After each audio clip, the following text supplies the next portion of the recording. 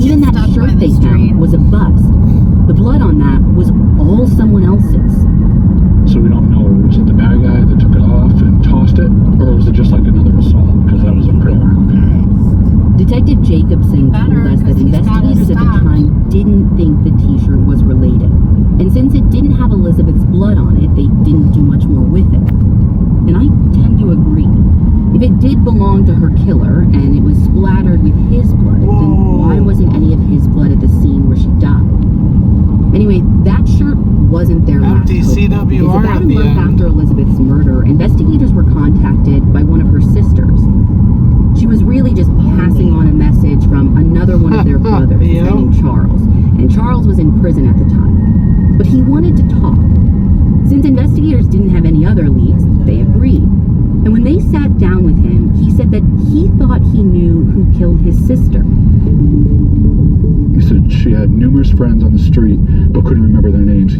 He added that she would probably get her crack on Huntington Street from one of the young boys.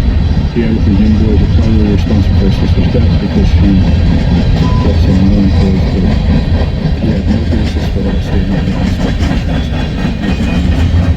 And she's just a solid. It seemed like a good lead, but just like the t-shirt, it ended up being another thing.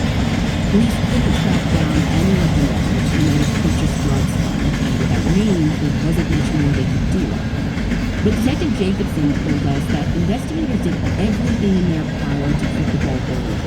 They interviewed everyone they could and used the technology available to them. Frankly, they just didn't have the resources we do today, almost 30 years later. I'm sure that in today's world, that area is probably also survived. So we have